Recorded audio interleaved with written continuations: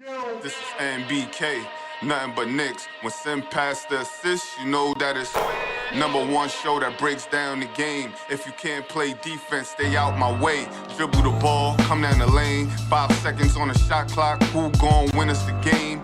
You wanna hear Nick updates and trade rumors? Post-game reviews, this the place you tune in. So tell a friend just to keep the ball moving. Like the page if you feeling the movement. Every game we coming to win. Give us a sub like a player that came off the bench. This is NBK, nothing but Knicks.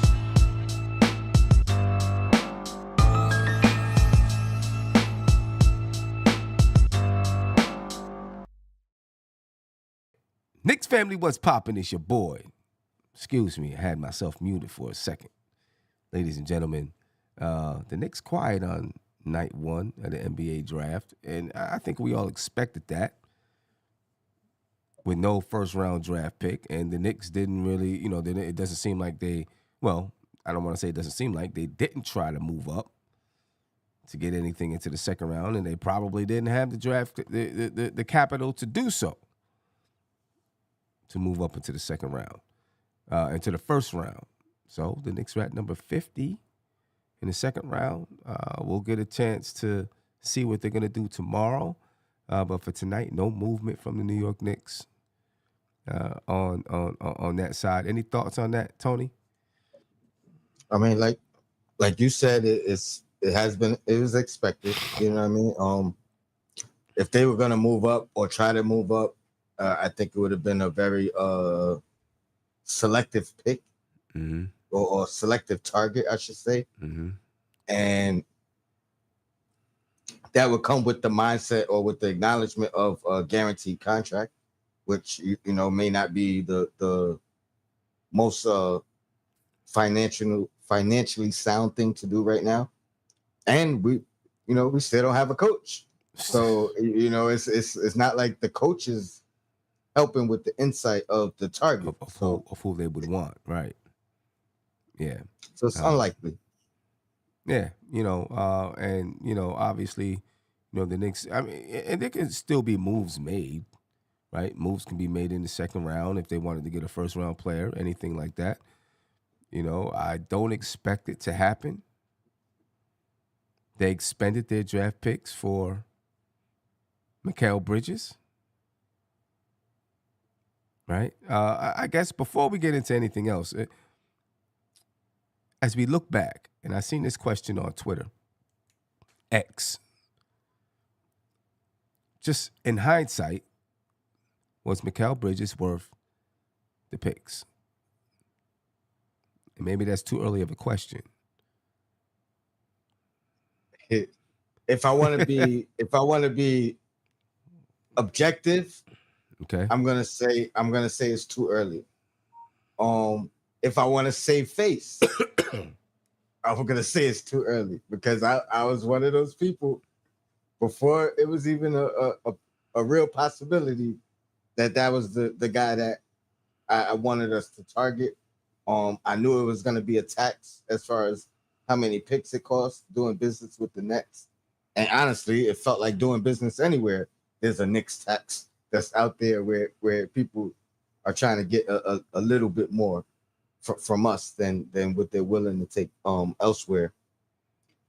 But if I'm just being objective, I get the argument that we gave up too much, considering it put us in a position where if things open up, whether it's for a coach or for a player, we don't have the assets to go ahead and it was a finishing move. It was a final piece move that we were doing, cashing out all our chips in at one time.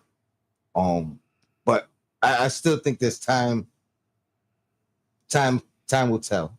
You know what I mean? If I don't know if we're even gonna get into it, I ain't even gonna leak it. But the conversation we had earlier when I was talking about that specific target, that erases everything. Right. That definitely erases everything. That erases everything. We're not ready to talk about that yet, though, ladies and gentlemen. Sorry. I know we piqued your interest, but we're not ready to talk about that. We'll get to that one of these days, but not today, not tonight. But that would pique anybody's interest, and that would definitely erase any question about the trade. You know, I'll say this.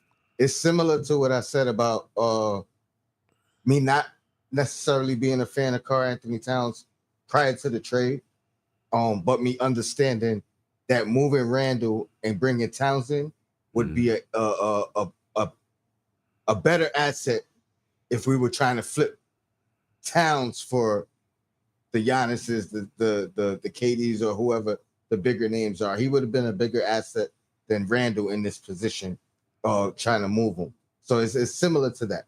Right. You know, you said one thing. You said he was a final piece. He was a final piece to one team, but not to the other team. And I believe if that team stayed intact, we might have seen a different Mikal Bridges. A little bit, because the fit was better, in my opinion. The fit was better. You know what I mean? It definitely would have been an easier adjustment for him, like, because I think he would have had a more seamless adjustment. Yeah. Like this year, a lot of things were still in question. You know what I mean? Like, where was he on a pecking order? You know what I mean? I don't know if that ever got answered this year.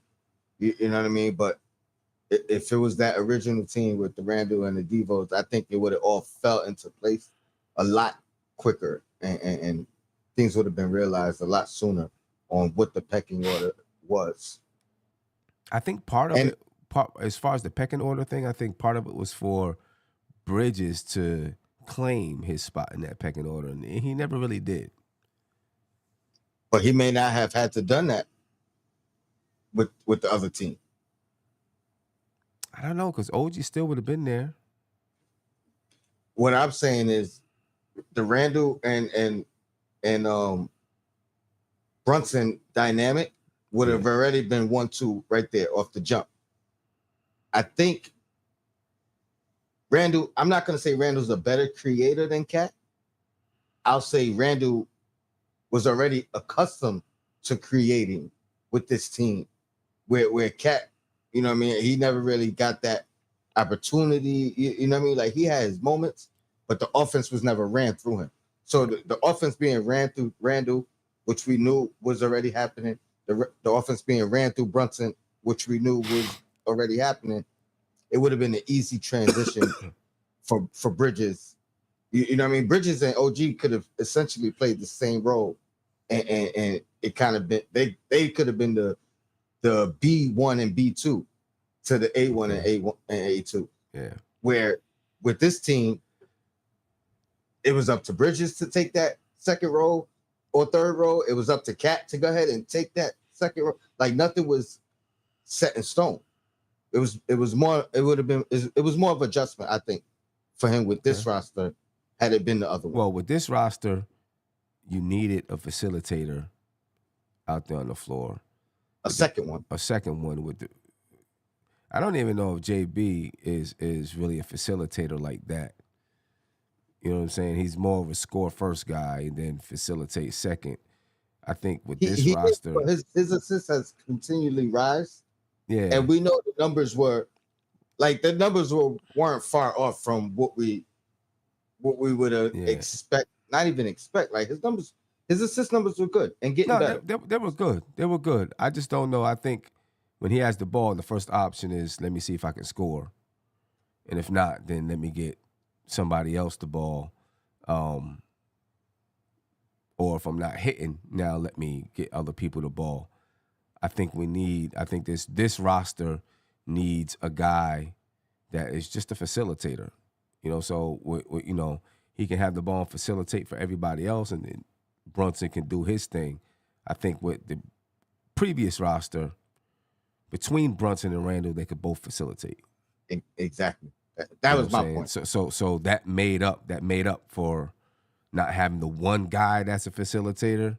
You had two guys that can both facilitate and get people involved. You know what I'm saying? And I think that was and gravitate the defense. Yeah, and gravitate the defense, and that definitely would have helped them out. But I mean? to the Tibbs haters and to the people who call us Tibbs supporters, I do think that was an area where Cat was underutilized. Like I've been screaming for that all year. This past season, I think we got to part of try it. to find and run the offense through him Yeah, I think because he is a good passer. Yeah, I think part of it is you still got to get him the ball. Right, you got to get him the ball at the high post. He's not really going to be bringing the ball up. You got to get him the ball at the high post. So you got to have kind of a facilitating guy that's in the mindset of let's find Cat the ball at the high post. Then we can do this, that, and this and that. You know what I'm saying? Hopefully, we get a guy like that. I ain't even gonna say no names, but I just hope we get a guy like that. I ain't gonna get the chat all riled up and mad at me until later on in the off season. Then I will. You know what I'm saying? But hopefully we get a guy like that. But no moves for the Knicks in the first round of the NBA draft. No moves for the Knicks. I do want to ask you this. Scoop B, some people like the guy, some people don't like the guy. Some people say he's a farce. Some people, believe that he's connected. But according to Scoop B, Jason Kidd wants to be the coach of the New York Knicks. All right, so I want you to take a listen and tell me what you think. What are you hearing about the possibility of Jason Kidd still getting the Knicks job? Well, from what I understand from folks that I've spoken with on the Kidd side, in order for him to get out of Dallas, he'd have to kind of force his way out. And I think we've seen that happen before, particularly locally in the New York metropolitan area. When he coached the Nets and he went to Milwaukee, it would have to be a trade. And it would have to be beneficial to the Dallas Mavericks. I know that the Knicks 5 years ago interviewed him for the position, and LeBron James was very vocal with Jason Kidd about staying. Then he was the assistant coach with the Los Angeles Lakers in the bubble. It is a dream job that Jason Kidd wants, but he's got to find his way to New York. He wants that job. Okay, so there you go. He wants that job.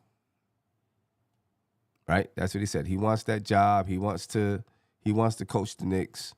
Do you think Leon Rose knows that Jason Kidd wants the job? He's got to put some pressure on the Mavericks, but he's not going to try to make any moves in the draft so that he can utilize any capital that he has to trade for Jason Kidd. And I don't mean any capital as far as, I'm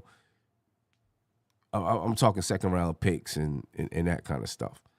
You know what I mean? Do you think Leon Rose is souping up, just staying quiet, staying cool, really working this thing to try to trade for Jason Kidd? I'll say this.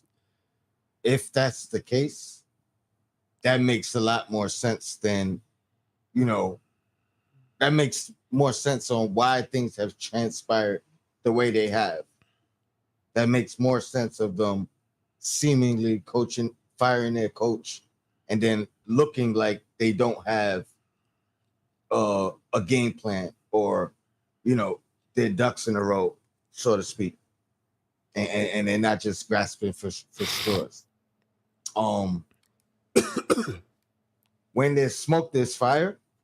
One thing that we have continuously heard, even before this report, was that it's not over for Jason Kidd being in the runners for the job, even when the permission was denied by the Knicks. Right. Permission was denied by about 4 or 5 teams. That's the only person that you heard a report of, as far as him still being a candidate, even though the team, their coach, their organization denied the access to interview him. So when there's smoke, there's fire. It makes sense. Yeah, right. We heard the same thing not the same thing, but we heard from Ian Bagley that he doesn't think Kidd is out of it for the Knicks, out the running for the Knicks. No extension has been given to Jason Kidd. What are you giving up for him?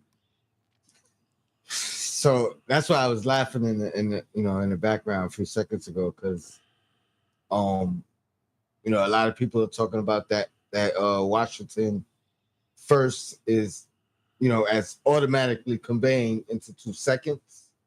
Right. Right now, I think that's still our most valuable asset. The trades that they made, a lot of people are looking at Washington like they're tanking and you know, they're going into a youth movement. To me, I'm looking at what they've done, and it's the total opposite. They got Middleton, they got you know, Marcus Smart. They got a lot of veterans on that team that, now granted, their track history and health is not the best, but if they put it together for one season, that pick might convey, if you know what I mean, if they put some things together. Crazy. So I don't know if I want to even give that pick up, but at the same time, in the position we're in, I don't know if we could barter. I don't know if we could really you know, kind of negotiate. Yeah, if that's what they're asking for, I think we got to give it up. You might have to give it up because you got to get the best guy. You've got to get this right. Jason Kidd might be the right guy for this team. You know what I'm saying? You got to get this right. So if you got to give up that Washington pick to get Jason Kidd, it's tough, but maybe you do it. You know what I mean? Maybe you do it. You hope it doesn't convey it, but you know what I mean. If it does, you know, you bite the bullet. Yeah.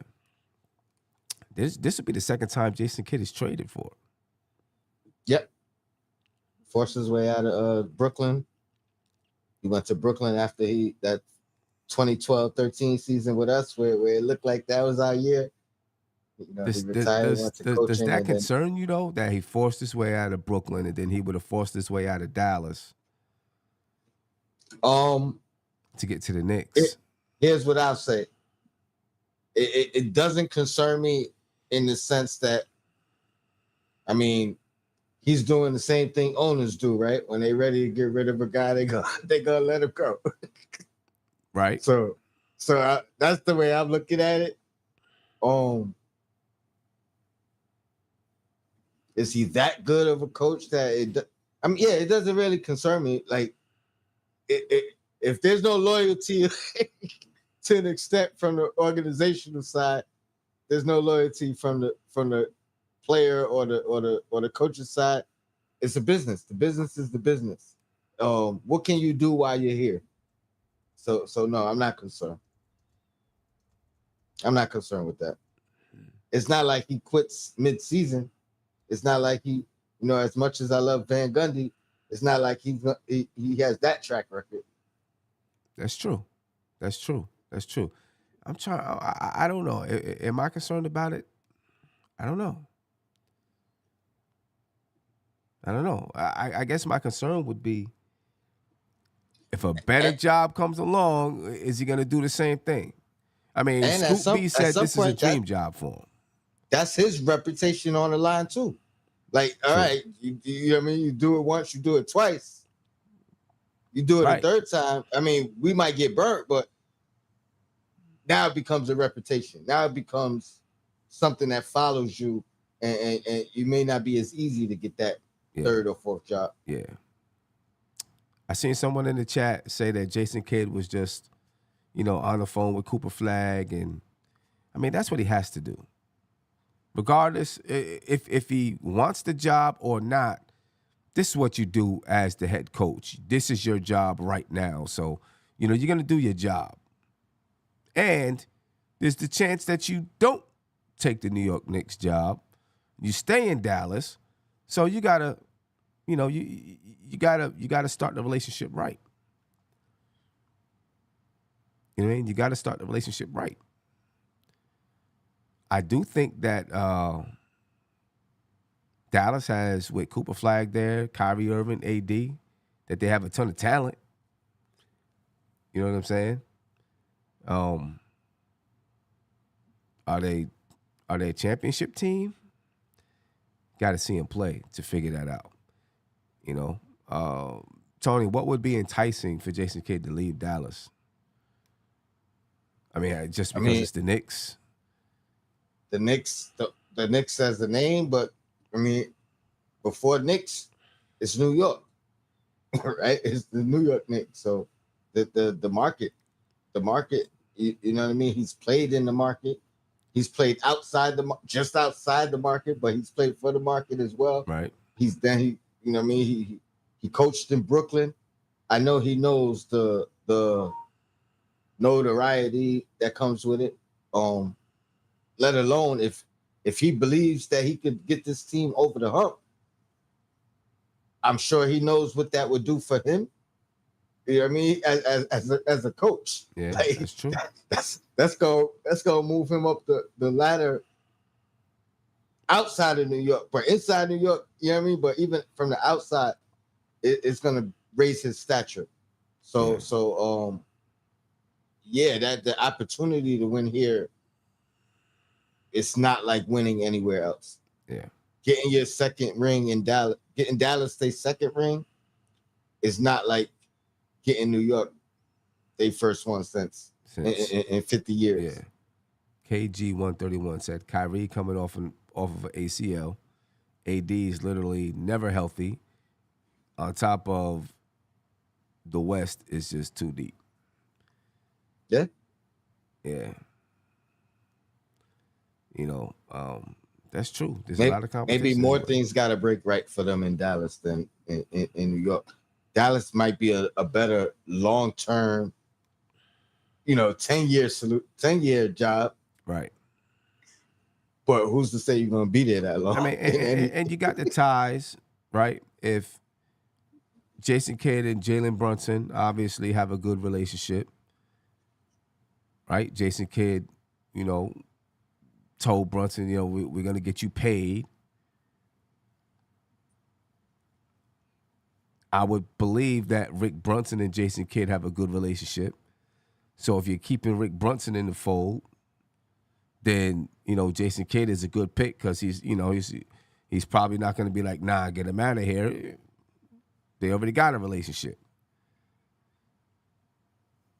Then, the New York ties with Jason Kidd playing in New York, coaching in Brooklyn, playing for the Nets. It would make sense. And, he's a good coach. Good basketball. I mean, that team that he played for with the Knicks, they wouldn't have been what they were without Jason Kidd. Jason Kidd was the brainchild out there on the floor. You know what I'm saying? They wouldn't have been what they were. They wouldn't have been that without Jason Kidd. Offensively, he just understands basketball, how to put people in the best positions. He's just, he's got just a crazy basketball IQ. He would be a guy. Again, for those who maybe haven't heard it, Scoop B says that Jason Kidd, the Knicks are his dream job. Right? Take a listen. What are you hearing about the possibility of Jason Kidd still getting the Knicks job? Well, from what I understand from folks that I've spoken with on the Kidd side, in order for him to get out of Dallas, he'd have to kind of force his way out. And I think we've seen that happen before, particularly locally in the New York metropolitan area. When he coached the Nets and he went to Milwaukee, it would have to be a trade. And it would have to be beneficial to the Dallas Mavericks. I know that the Knicks 5 years ago interviewed him for the position, and LeBron James was very vocal with Jason Kidd about staying. Then he was the assistant coach with the Los Angeles Lakers in the bubble. It is a dream job that Jason Kidd wants, but he's got to find his way to New York. He wants that job. He wants that job. He wants that job. We'll see. I don't know. Size 9 said, "Stop the presses." Simmons on 2 nights in a row. What are you gonna do? Hey, Knicks and Bruises up next. Hey, we back, baby. I'll be on 3 nights in a row because I'll be on tomorrow night too. Yeah, you can't miss tomorrow. Will I be on the weekend? We'll see. But I'll be back at it Monday if I'm not on the weekend. You know what I'm saying? You know, sometimes life just gets in the way. Life is the last year and a half. Life has just been lifing, a lot of things. But you know, this summer we're gonna be back on track, without a doubt. You know, I don't know. Let me ask you this: for him not to take the job or have the interest, I think Dallas has to extend him. Why haven't they extended him yet? Right. You know what I mean? Right. And you know, I've seen a lot of people mention the fact that his whole coaching staff has been taking jobs elsewhere, some laterals, some promotions, some, you know what I mean? Yeah, I think again that's more smoke. Yeah. We haven't really talked about this too much, but I think there's been a lot of different. It's been from too many different angles for there not to be some truth to this. Yeah. How much would the Knicks need to pay him, Jason Kidd? Uh, I think logically he could, you know, hold them hostage and demand the most, considering the security is not very secure. You know what I mean? The long-term security Right. is Right. never there. But at the same time, I think it kind of looks bad if you forcing your way over here and now you like, oh, I need 20 per, you know what I mean? Like something crazy. So I think there has to be a middle ground. But I think in order for, Unless he turned down an extension, yeah, you know what I mean? Now you got something you got to match. right. But he's gonna be at this particular point in time. He's gonna be a free agent coach Right. next year. You know what I mean? So right. I mean, the Knicks would have to offer him more than what Dallas is paying him. of course, of course. You know what I'm saying? To make it enticing for him. I mean, obviously New York and all of that, but to make it more enticing for him, you know, they'd have to pay him more. And he probably wants the years too. The years too. Even if he doesn't make it through the whole contract. Right. You know what I mean? Like, that's more money too. Exactly. So, but I do think there has to be a middle ground in there. You know what I mean? It can't be I want to be the highest paid coach ever and I want 5 years. Yeah. You know what I mean? 5 years. Right. No doubt about that. No doubt. We'll see what happens, man. Ladies and gentlemen, we're actually going to head over to Knicks and Bruises. We'll be there in about 12:15. Right, so make sure you join us on Knicks and Bruises in about 15 minutes. You know, we're going to, we got a couple more minutes here before we head over to Knicks and Bruises. So if you want to call in, 516-362-5212, give us a call. I want to know what you think about the Jason Kidd situation. Is he the guy? Excuse me. Is he the guy for the Knicks? Will he force his way out of Dallas? You know, will the Knicks trade for Jason Kidd? Are they saving their draft capital to trade for Jason Kidd instead of trading up in the draft? You know what I mean? All good questions. All good questions. Because we don't know what the Knicks are doing right now. We don't know what kind of conversations are going on. The beginning of the coaching search was wild. It's kind of calmed down now. You know what I'm saying? But the direction right now is under the helm of the front office. Yeah. You know, it's not much input they could be getting from a guy who's not part of the team, right? You know what I mean? Well, ladies and gentlemen, no calls. We're gonna head up out of here. We're gonna jump over to Knicks and Bruises. We got to get things set up and ready to go. All right. Join us there, 12:15, ladies and gentlemen. 12:15, Knicks and Bruises. We appreciate your time. I'll catch you tomorrow night. I wanted to be on the draft tonight, but the Knicks weren't even drafting. But the Knicks are drafting tomorrow night, presumably at number 50. That's what we're gonna talk about. You know what I mean? A little bit of that, a little bit of this. Talk about a little bit of that on Knicks and Bruises. You know what I mean? So make sure you join us, and I'll catch you here tomorrow night for the second round of the NBA. Oh, I did want to ask you that though before. How do you like this format? First round on one night, second round on another night. I like it. It was when it was all one night. Two things happened. It was so long. Most people didn't care about the second round. Right. Period. Exactly. You know what I mean? Like exactly. Most people, in my opinion, once their team finished with their picks, they wasn't watching the rest anyway. Right. What I think this does is it keeps the interest a little bit higher. You know what I mean? The draft as a whole is not as long in totality, and you give these second round guys a chance to kind of get some more information out on them. More information you know what I mean? out on them. They get a chance to have their own night. Yeah. Their own moment. So I like it. I love it. I think it was a great idea. If you're just not into the second round or whatever, you're not gonna watch it anyway. But it gives those guys who are really want to deep dive and really want to have their moment or have a moment for some guy they've been rooting for. You know what I mean? Yeah, and maybe even more negotiating time for teams to negotiate trades to talk about. Remember, those things, the ticker used to go across the screen for the most part anyway, and for the second round, right? And it wasn't really about them at all. Yeah, exactly. Yeah, no doubt. Ladies and gentlemen, we're out of here. Appreciate your time. Peace.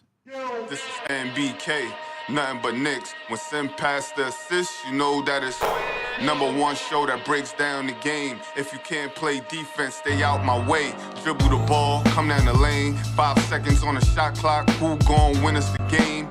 You wanna hear Nick updates and trade rumors? Post-game reviews, this the place you tune in. So tell a friend just to keep the ball moving. Like the page if you feeling the movement. Every game we coming to win. Give us a sub like a player that came off the bench. This is NBK, nothing but Knicks.